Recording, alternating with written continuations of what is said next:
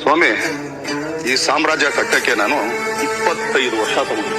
ಎಷ್ಟೆಲ್ಲಾ ಕಷ್ಟಪಟ್ಟು ಮೇಲೆ ಬಂದಿದ್ದಾರಿ ಈ ದರ್ಶನ್, ಎಲ್ಲ ಹಾಳ್ ಮಾಡ್ಕೊಂಡ್ಬಿಟ್ಟ ಅಂತ ಈ ಕಾಲದ ಎಲ್ಲಾ ಗಾದೆ ಮಾತುಗಳನ್ನೂ ಈ ವ್ಯಕ್ತಿಗನ್ವಯ ಮಾಡಿಬಿಟ್ಟಿದ್ದಾರೆ ಜನ. ಯಾಕೆಂದ್ರೆ ದರ್ಶನ್ ಮೇಲೆ ಕೋಪ, ತಾಪ, ದ್ವೇಷನೋ ಏನಂತ ಗೊತ್ತಿಲ್ಲ. ಕೆಲವು ಜನರು ಈ ರೀತಿ ದ್ವೇಷ ಭಾವನೆಯ ಮಾತನ್ನು ಆಡುತ್ತಾರೆ. ಹೀಗೆ ಹೇಳೋಕೆ ಕಾರಣ, ಇತ್ತೀಚೆಗೆ ದರ್ಶನ್ ಮಾಡ್ಕೊಂಡ್ ಬಂದ ಕೆಲವೊಂದಿಷ್ಟು ಗಲಾಟೆಗಳೇ ಮುಖ್ಯ ಕಾರಣ. ಎಲ್ಲಿ ನೋಡಿದರೂ ಗಲಾಟೆ, ಎಲ್ಲಿ ನೋಡಿದರೂ ಜಗಳ, ಯಾವ ನ್ಯೂಸ್ ನೋಡಿದರೂ ಬರೀ ದರ್ಶನ್ ದರ್ಶನ್ ದರ್ಶನ್. ಕೊನೆಗೂ ಸಾಕಾಗಿ ನಮ್ಮ ಜನ ದರ್ಶನ್ ಸವಾಸಾನೇ ಬೇಡಪ್ಪ, ಸರಿನೇ ಇಲ್ಲ ಈ ವ್ಯಕ್ತಿ ಅಂತ ನಿರ್ಧಾರ ಮಾಡಿಬಿಟ್ರು. ಆದರೆ ಈ ದರ್ಶನ್ ಅಭಿಮಾನಿಗಳು ಯಾವುದೇ ಕಾರಣಕ್ಕೂ ಏನೇ ಆದರೂ ನಮ್ಮ ಹೀರೋನ ಬಿಟ್ಟುಕೊಡಲ್ಲ ಅಂತ ಪಣ ತೊಟ್ಟು ನಿಂತೇ ಬಿಟ್ರು. ಇನ್ನು ಕೆಲವು ಅಭಿಮಾನಿಗಳು ದರ್ಶನ್ ಮೇಲೆ ಬೇಜಾರಾಗಿ ಸುಮ್ಮನಾಗಿ ಬಿಟ್ಟರು. ಅದೆಲ್ಲ ಇರಲಿ, ಈಗ ವಿಷಯಕ್ಕೆ ಬರೋಣ. ಆಕ್ಚುಲಿ ದರ್ಶನ್ ಎಡವಿದ್ದೆಲ್ಲಿ? ಇದೇ ಕನ್ನಡ ಚಿತ್ರರಂಗದಲ್ಲಿ ಮೊದಲೆಲ್ಲ ಅವಕಾಶ ಪಡೆದುಕೊಳ್ಳಕ್ಕೆ ಬಹಳ ಕಷ್ಟಪಟ್ಟು ದರ್ಶನ್ ಚಿತ್ರರಂಗಕ್ಕೆ ಬಂದಿದ್ದರು. ಸಣ್ಣ ಪುಟ್ಟ ಪಾತ್ರ ಮಾಡಿಕೊಂಡಿದ್ದ ದರ್ಶನ್ ಮೆಜೆಸ್ಟಿಕ್ ಚಿತ್ರದ ನಂತರ ಹೀರೋ ಆಗಿ ಒಂದು ದೊಡ್ಡ ಹೆಸರು ಮಾಡಿಬಿಟ್ಟಿದ್ದರು. ಮೆಜೆಸ್ಟಿಕ್ ಚಿತ್ರದಲ್ಲಿ ಮಾಡಿದಂತಹ ಆಕ್ಟಿಂಗ್ ಮತ್ತು ಆ ಪಾತ್ರದ ಶೈಲಿಗೆ ಜನ ಫಿದಾ ಆಗಿಬಿಟ್ಟಿದ್ರು. ಅಲ್ಲಿಂದ ತನ್ನದೇ ಆದ ಒಂದು ಮಾಸ್ ಶೈಲಿಯ ಚಿತ್ರಗಳನ್ನು ಮಾಡಿಸಿಕೊಂಡು ದರ್ಶನ್ ಒಂದೊಂದೇ ಚಿತ್ರಗಳನ್ನು ಕೈಗೆತ್ತಿಕೊಂಡು ಕನ್ನಡ ಚಿತ್ರರಂಗದಲ್ಲಿ ಸಾಕ್ತಾ ಬಂದ್ರು. ಪ್ರತಿಯೊಬ್ಬ ಮನುಷ್ಯನಿಗೂ ಲಕ್ ತಿರುಗುತ್ತೆ ಅನ್ನೋ ಹಂಗೆ ದರ್ಶನ್ ಲೈಫ್ನಲ್ಲಿ ಸಹ ನಡೆಯಿತು. ಕನ್ನಡದಲ್ಲಿ ತುಂಬಾ ಜನ ಹೀರೋಗಳು ಆ ಕಾಲದಲ್ಲೇ ಫೇಮಸ್ ಆಗಿದ್ದರೂ ಕೂಡ ದರ್ಶನ್ ಒಳ್ಳೆಯ ನಾಯಕ ನಟನಾಗಿ ಬೆಳೆದರು. ಕನ್ನಡದ ಟಾಪ್ ಹೀರೋಗಳ ಪಟ್ಟಿಯಲ್ಲಿ ತಮ್ಮ ಸ್ಥಾನವನ್ನು ಅಂಗೀಕರಿಸಿಕೊಂಡರು. ಹೀಗೆ ಒಂದರ ಮೇಲೆ ಒಂದು ಯಶಸ್ಸಿನ ಸಿನಿಮಾಗಳನ್ನು ಮಾಡ್ತಾ ಹಿಟ್ ಚಿತ್ರಗಳನ್ನು ಕನ್ನಡ ಸಿನಿಮಾ ಇಂಡಸ್ಟ್ರಿಗೆ ಕೊಟ್ಟು ಅಪಾರವಾದ ಅಭಿಮಾನಿ ಬಳಗಗಳನ್ನು ಅದಾಗಲೇ ಸೃಷ್ಟಿ ಮಾಡಿಕೊಂಡಿದ್ದರು. ಸಿನಿಮಾ ಆಯ್ತು, ಸಕ್ಸೆಸ್ ಆಯ್ತು, ಹಣ ಬಂತು, ಹೆಸರು ಬಂತು, ಎಲ್ಲ ಆಯ್ತು. ಕೊನೆಗೆ ದರ್ಶನ್ಗೆ ಕೂಡ ಬ್ಯಾಡ್ ಟೈಮ್ ಸ್ಟಾರ್ಟ್ ಆಯ್ತು. ದರ್ಶನ್ ಪಾಲಿಗೆ ಎಲ್ಲ ಒಳ್ಳೆಯ ರೀತಿಯಲ್ಲಿ ಸಾಗ್ತಾ ಇರ್ಬೇಕಾದ್ರೆ ಶುರುವಾಯ್ತು ನೋಡಿ ಒಂದೊಂದೇ ಹೊಸ ಕತೆಗಳು.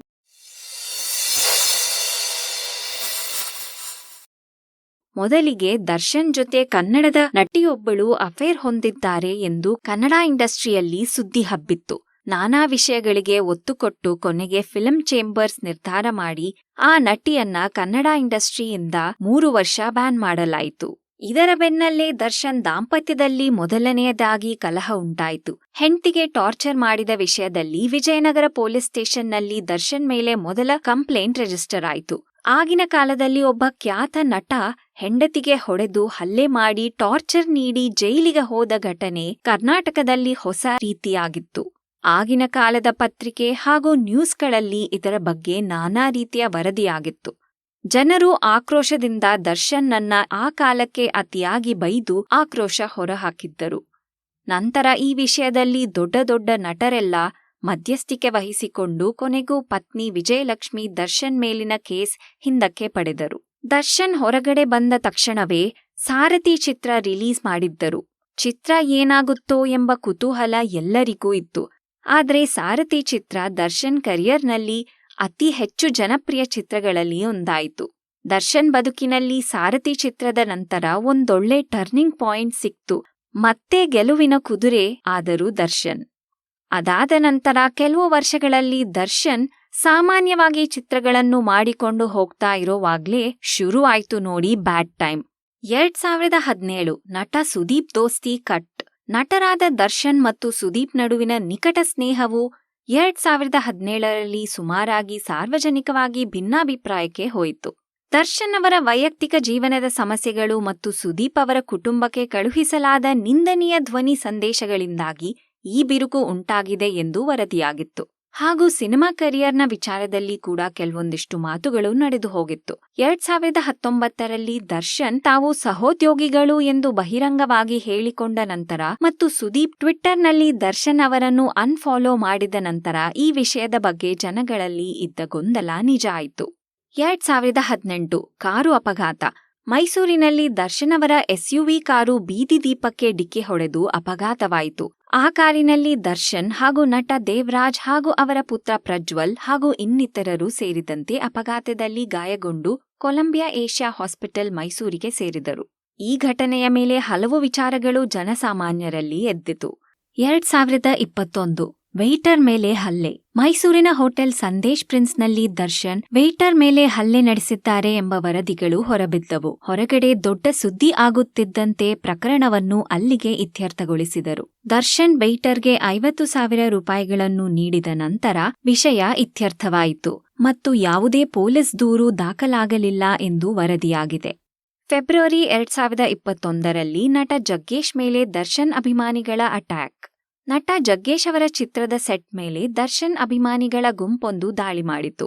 ಮೈಸೂರು ಬಳಿಯಲ್ಲಿ ತೋತಾಪುರಿ ಚಿತ್ರದ ಶೂಟಿಂಗ್ ವೇಳೆ ಜಗ್ಗೇಶ್ ಅವರು ನಟ ದರ್ಶನ್ ಬಗ್ಗೆ ಅವಹೇಳನಕಾರಿ ಹೇಳಿಕೆಗಳನ್ನು ನೀಡುತ್ತಿದ್ದಾರೆ ಎಂದು ಹೇಳಲಾದ ಆಡಿಯೋ ಕ್ಲಿಪ್ ವೈರಲ್ ಆಗಿದ್ದು ಈ ಘಟನೆಗೆ ಕಾರಣವಾಯಿತು. ನಂತರ ದರ್ಶನ್ ತಮ್ಮ ಅಭಿಮಾನಿಗಳ ಅನುಚಿತ ವರ್ತನೆಗೆ ಕ್ಷಮೆಯಾಚಿಸಿದರು. ಇದರಲ್ಲಿ ನನ್ನ ಪಾತ್ರವೇನು? ಜಗ್ಗೇಶ್ ಸರ್, ನಮ್ಮ ಸೆಲೆಬ್ರಿಟಿಗಳು ಮತ್ತು ಅಭಿಮಾನಿಗಳ ಪರವಾಗಿ ನಾನು ಕ್ಷಮೆಯಾಚಿಸುತ್ತೇನೆ ಎಂದು ಹೇಳಿದರು. ಈ ವಿಷಯದಲ್ಲಿ ಜಗ್ಗೇಶ್ ವಾಣಿಜ್ಯ ಮಂಡಳಿಯಲ್ಲಿ ದೂರು ದಾಖಲಿಸಿದ್ದರು. 2022 ನಿರ್ಮಾಪಕರ ದೂರು. ಬೆದರಿಕೆ ಪ್ರಕರಣ. ದರ್ಶನ್ ಮತ್ತು ಅವರ ಮ್ಯಾನೇಜರ್ ತಮ್ಮ ಮೇಲೆ ಬೆದರಿಕೆ ಹಾಕಿ ದೈಹಿಕವಾಗಿ ಹಲ್ಲೆ ನಡೆಸಿದ್ದಾರೆ ಎಂದು ನಿರ್ಮಾಪಕ ಭರತ್ ಆರೋಪಿಸಿದ್ದಾರೆ.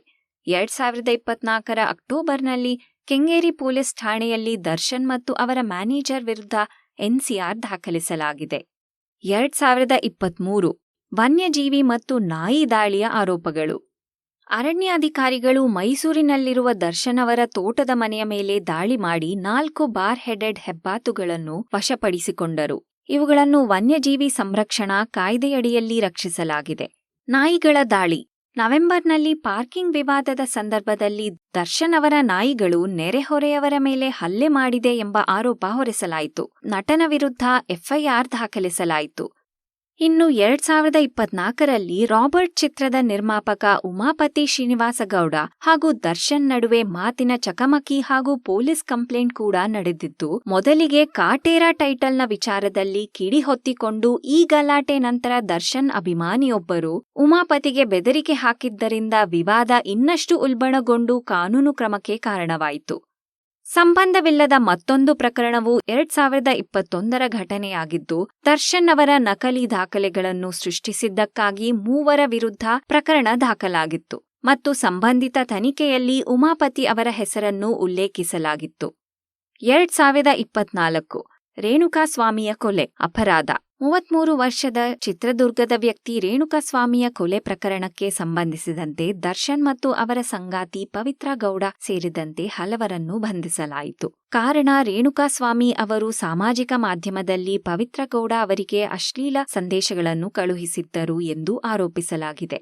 ನಂತರ ರೇಣುಕಾಸ್ವಾಮಿಯನ್ನು ಅಪಹರಿಸಿ ಚಿತ್ರಹಿಂಸೆ ನೀಡಿ ಬೆಂಗಳೂರಿನ ಒಂದು ಶೆಡ್ನಲ್ಲಿ ಕೊಲ್ಲಲಾಗಿದೆ ಎಂದು ವರದಿಯಾಗಿದೆ. ಅವರ ಶವವು ಚರಂಡಿಯಲ್ಲಿ ಪತ್ತೆಯಾಗಿದೆ. ಕಾನೂನು ಕ್ರಮಗಳು ಜರುಗಿದ ಬಳಿಕ ದರ್ಶನ್, ಗೌಡ ಮತ್ತು ಇತರ 12 ಮಂದಿಯನ್ನು ಬಂಧಿಸಲಾಯಿತು.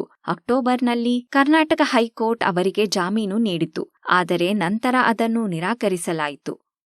2025ರಲ್ಲಿ ಜಾಮೀನು ರದ್ದು.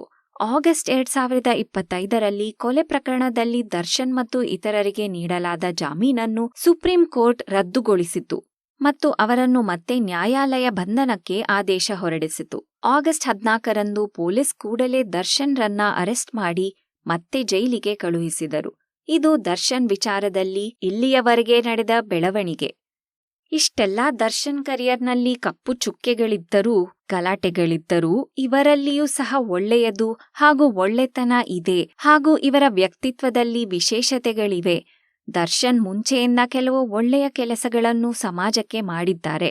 ಒಂದೊಂದಾಗಿ ನೋಡೋದಾದ್ರೆ, ಮೊದಲನೇದಾಗಿ ದರ್ಶನ್ ಬಹಳಷ್ಟು ಕಷ್ಟಪಟ್ಟು ಮೇಲೆ ಬಂದ ವ್ಯಕ್ತಿ. ನಂತರ ಬೆಳೆದು ಇಂಡಸ್ಟ್ರಿಯಲ್ಲಿ ದೊಡ್ಡ ಹೆಸರು ಮಾಡಿದ ನಂತರ ಬಹಳಷ್ಟು ದಾನ ಧರ್ಮಗಳನ್ನು ಮಾಡಿದ್ದಾರೆ. ನಟ ದರ್ಶನ್ ಪ್ರಕೃತಿ ಮತ್ತು ಪ್ರಾಣಿಗಳ ಬಗ್ಗೆ ಇರುವ ಸಹಾನುಭೂತಿಗೆ ಹೆಸರುವಾಸಿ. ಮೃಗಾಲಯದ ಪ್ರಾಣಿಗಳನ್ನು ದತ್ತು ತೆಗೆದುಕೊಳ್ಳುವ ಮೂಲಕ ಮತ್ತು ಪ್ಲಾಸ್ಟಿಕ್ ಬಳಕೆಯನ್ನು ಕಡಿಮೆ ಮಾಡಲು ಮತ್ತು ಹಸಿರು ಪರಿಸರವನ್ನು ಸೃಷ್ಟಿಸಿ ಮರಗಳನ್ನು ನೆಡಲು ಅವರ ಅಭಿಮಾನಿಗಳನ್ನು ಒತ್ತಾಯಿಸುವ ಮೂಲಕ ವನ್ಯಜೀವಿ ಸಂರಕ್ಷಣೆಯನ್ನು ಸಕ್ರಿಯವಾಗಿ ಬೆಂಬಲಿಸುತ್ತಾ ಬಂದಿದ್ದಾರೆ. ದರ್ಶನ್ ಹಲವಾರು ಪ್ರಾಣಿಗಳನ್ನು ದತ್ತು ತೆಗೆದುಕೊಂಡು ಅವುಗಳ ಯೋಗಕ್ಷೇಮಕ್ಕಾಗಿ ದಾನ ಮಾಡಿದ್ದಾರೆ. ಅನಾಥಾಶ್ರಮ ವೃದ್ಧಾಶ್ರಮಗಳಿಗೆ ಹಾಗೂ ಅನೇಕ ಸಂಘ ಸಂಸ್ಥೆಗಳಿಗೆ ಆಹಾರ ಹಾಗೂ ಮೂಲಭೂತ ಸೌಕರ್ಯಗಳನ್ನು ದಾನ ಮಾಡುತ್ತಾ ಬಂದಿದ್ದಾರೆ. ಹಾಗೂ ದಾನ ಮಾಡಿ ಅಂತಾನೂ ತನ್ನ ಅಭಿಮಾನಿಗಳಿಗೆ ಕರೆ ಕೊಟ್ಟಿದ್ದಾರೆ. ದರ್ಶನ್ ಹುಟ್ಟುಹಬ್ಬದ ದಿನ ಈಗಲೂ ಕೆಲವೊಂದಿಷ್ಟು ಅಭಿಮಾನಿಗಳು ಅಕ್ಕಿ ಹಾಗೂ ಇನ್ನಿತರ ಸಾಮಗ್ರಿಗಳನ್ನು ಅನಾಥಾಲಯಗಳಿಗೆ ದಾನ ಮಾಡುತ್ತಾರೆ. ಇನ್ನು ಕರ್ನಾಟಕದ ಹಾಗೂ ಕನ್ನಡದ ವಿಚಾರದಲ್ಲಿ ಸದಾ ಮುಂದೆ ಬರುವಂತ ವ್ಯಕ್ತಿ ಹಾಗೂ ಬೇರೆ ಭಾಷೆಗಳಿಂದ ಆಫರ್ ಬಂದರೂ ಕೂಡ ತಿರಸ್ಕರಿಸಿ ಕನ್ನಡದಲ್ಲಿ ಸಿನಿಮಾ ಮಾಡಿದ ವ್ಯಕ್ತಿ ಅಂದ್ರೆ ಅದು ದರ್ಶನ್. ಇದು ಇವರಿಗೆ ಇರುವ ಕನ್ನಡ ಪ್ರೇಮವನ್ನು ತೋರಿಸುತ್ತೆ. ತನ್ನ ಸುತ್ತಮುತ್ತಲಿನ ಹೊಸ ಕಲಾವಿದರಿಗೆ ಸಿನಿಮಾಗಳಲ್ಲಿ ಮುಂದೆ ಬರಲು ಸಾಕಷ್ಟು ಸಹಾಯ ಮಾಡುವಲ್ಲಿ ಸದಾ ತೊಡಗಿಕೊಂಡ ವ್ಯಕ್ತಿ ಹಾಗೂ ಸೀನಿಯರ್ ಆಕ್ಟರ್ ಸಿನಿಮಾಗಳಲ್ಲಿ ಸಂಭಾವನೆ ಪಡೆಯದೆ ನಟಿಸಿ ಹೋದ ವ್ಯಕ್ತಿ. ತನ್ನ ಅಭಿಮಾನಿಗಳು ಸೋಷಿಯಲ್ ಮೀಡಿಯಾಗಳಲ್ಲಿ ದರ್ಶನ್ ವಿಚಾರಗಳಲ್ಲಿ ಏನೇ ಮಾಡಿದರೂ ಅದನ್ನು ತನ್ನ ಅಭಿಮಾನಿಗಳ ಪರ ಸಮರ್ಥಿಸಿಕೊಂಡ ವ್ಯಕ್ತಿ. ದರ್ಶನ್ ಸ್ವಲ್ಪ ಶಾರ್ಟ್ ಟೆಂಪರ್, ಹಾಗಾಗಿ ಸಮಯಕ್ಕೆ ತಕ್ಕ ಹಾಗೆ ಮಾತನಾಡುವುದಿಲ್ಲ. ಏನೇ ಇದ್ರೂ ಡೈರೆಕ್ಟ್ ಮುಂದೊಂದು ಹಿಂದೊಂದು ಗೊತ್ತಿಲ್ಲ. ಅದೇ ಕೆಲವೊಂದಿಷ್ಟು ಸಮಸ್ಯೆಗಳಿಗೆ ಕಾರಣ ಆಗಿರಬಹುದು ಅಂತಾರೆ ಅಭಿಮಾನಿಗಳು. ಬೇರೆ ಬೇರೆ ಎಲ್ಲಾ ನಟರಿಗೆ ಹೋಲಿಸಿದರೆ ದರ್ಶನ್ ವಿಚಾರದಲ್ಲಿ ಮೀಡಿಯಾ ಹಾಗೂ ಸೋಷಿಯಲ್ ಮೀಡಿಯಾಗಳಲ್ಲಿ ಸಾವಿರಾರು ಒಳ್ಳೆಯ ವಿಚಾರಗಳು ಇದ್ರೂ ಕೂಡ ದರ್ಶನ್ ರನ್ನೇ ಹುಡುಕಿ ಟಾರ್ಗೆಟ್ ಮಾಡಿ ನ್ಯೂಸ್ ಹಾಕುವುದು ಕೂಡ ಒಂದು ರೀತಿಯ ಮಾಧ್ಯಮಗಳು ಮಾಡಿದ ತಪ್ಪು ಇಲ್ಲಿ ಎದ್ದು ಕಾಣುತ್ತದೆ. ಕ್ರಾಂತಿವೀರ ಸಂಗೊಳ್ಳಿ ರಾಯಣ್ಣ, ನವಗ್ರಹ, ಸಾರಥಿ, ಕಾಟೇರ ಇತ್ಯಾದಿ ಒಳ್ಳೆಯ ಸಿನಿಮಾಗಳನ್ನು ಕನ್ನಡದ ಜನತೆಗೆ ನೀಡಿದ ಈ ವ್ಯಕ್ತಿ ಇವತ್ತು ಈ ರೀತಿಯ ಪರಿಸ್ಥಿತಿಯನ್ನು ತಂದುಕೊಂಡಿದ್ದು ಸರಿ ಕಾಣುತ್ತಿಲ್ಲ ಅನ್ನುತ್ತಾರೆ ಕೆಲವೊಂದಿಷ್ಟು ಜನ. ಮನುಷ್ಯನ ಬ್ಯಾಡ್ ಟೈಮ್ ಸ್ಟಾರ್ಟ್ ಆದ್ರೆ ಹೇಗೆ ಸಮಸ್ಯೆ ಸಾಲಾಗಿ ಬರುತ್ತೆ, ಮುಂದೆ ಎಲ್ಲ ಒಳ್ಳೆಯದು ಆಗುತ್ತೆ ಅಂತಾರೆ ದರ್ಶನ್ ಅಭಿಮಾನಿಗಳು. ಇದೀಗ ನ್ಯಾಯಾಂಗ ಬಂಧನದಲ್ಲಿರುವ ದರ್ಶನ್ ನ್ಯಾಯಾಲಯ ಕೊಟ್ಟ ಯಾವುದೇ ರೀತಿಯ ತೀರ್ಪನ್ನು ಅನುಸರಿಸಿ ಮುಂದೆ ತನ್ನೆಲ್ಲಾ ತಪ್ಪುಗಳನ್ನು ತಿದ್ದಿಕೊಂಡು ಕನ್ನಡ ಚಿತ್ರರಂಗದಲ್ಲಿ ಹಾಗೂ ಸಮಾಜದಲ್ಲಿ ಮುಂಚೆಯ ರೀತಿಯಲ್ಲಿ ಒಳ್ಳೆಯ ಕೆಲಸಗಳನ್ನು ಮಾಡುತ್ತಾ ಸಾಗಿದರೆ ಕರ್ನಾಟಕದ ಜನ ಮತ್ತೆ ಕೈ ಹಿಡಿಯುತ್ತಾರೆ ಅನ್ನೋ ಭರವಸೆ ಹೊತ್ತು ಚಾಲೆಂಜಿಂಗ್ ಸ್ಟಾರ್ ದರ್ಶನ್ ಸಾಗಬೇಕಾಗಿದೆ. ದರ್ಶನ್ ವಿಚಾರದಲ್ಲಿ ನಿಮ್ಮ ಅಭಿಪ್ರಾಯ ಕಾಮೆಂಟ್ ಮೂಲಕ ತಿಳಿಸಿ. ವಿಡಿಯೋ ಇಷ್ಟ ಆದ್ರೆ ಗೂಗ್ಲಿ ಕನ್ನಡ ಚಾನೆಲ್ ಸಬ್ಸ್ಕ್ರೈಬ್ ಮಾಡಿ. ಧನ್ಯವಾದ.